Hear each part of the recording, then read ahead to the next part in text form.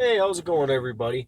Wanted to do another video for you guys talking about getting into expediting. I wanted to put this video out for quite a while now. I just haven't had a chance. I had other stuff, content that I wanted to get out before I tackled this, and I also wanted to be stopped somewhere, either at home or out on the road, which I am now behind me. I'm actually at the Husky truck stop in Mississauga. I got a load from Windsor, Ontario to uh, what's the name of that damn town? I was gonna say Font Hill. Da, da, da, da, da, da. Think. uh, Richmond Hill. There we go. There we go. The think button worked. Alrighty. So you want to get into expediting. A good source to get information is Expeditors Online. Check them out. There's a whole bunch of forums about vans, straight trucks. There's a newbies forum for the newer people to ask questions, people to ask questions to recruiters, stuff like that. What I would suggest if you're thinking about doing this business as a business,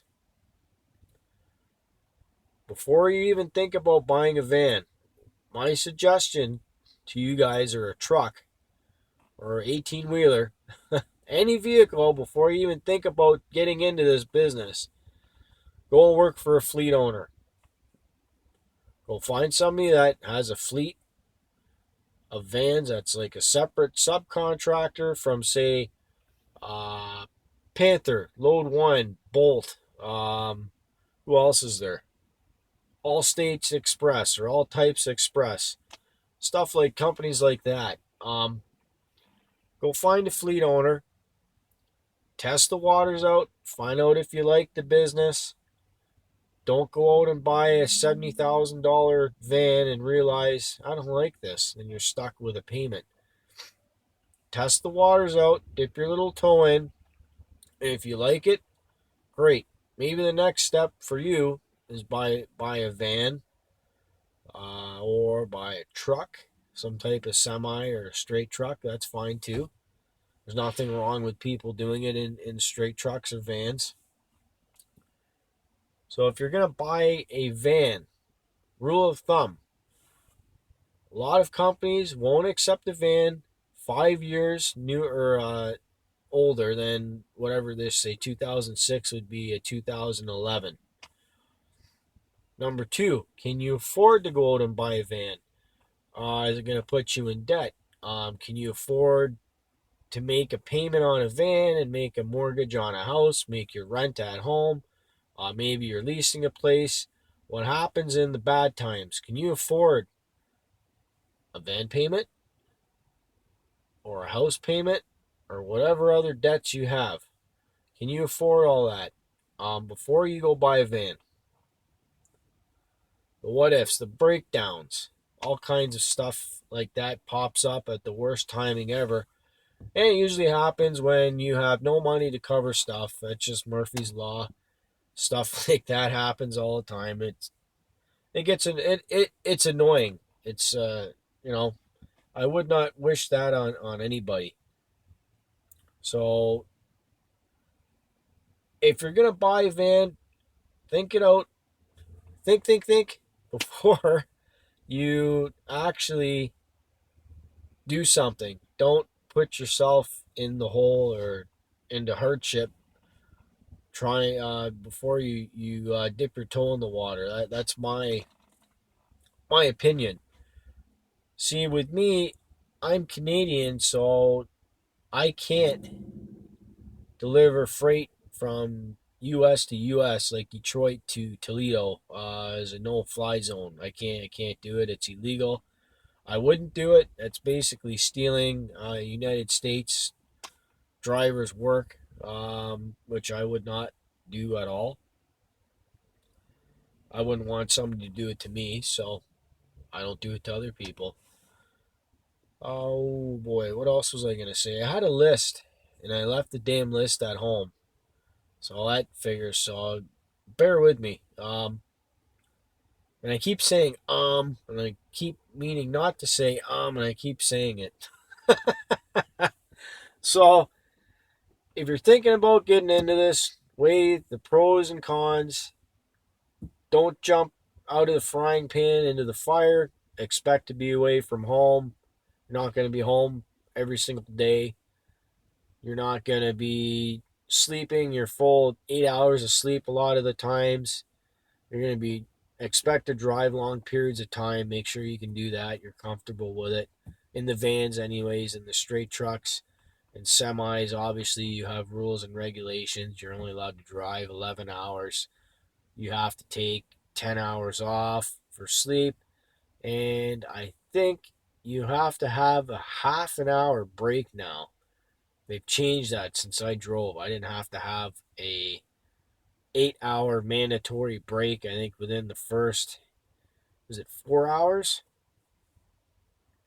I think it's 4 hours. I could be wrong. I don't drive anything with the log books anymore, so I could be wrong. I most likely am. My wife says I'm wrong all the time, so well.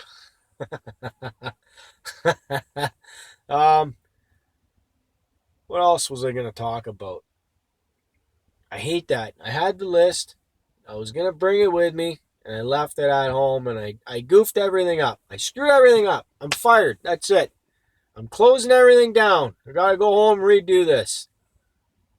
Uh, so I'm just sitting in Mississauga. I've been up since 5 this morning.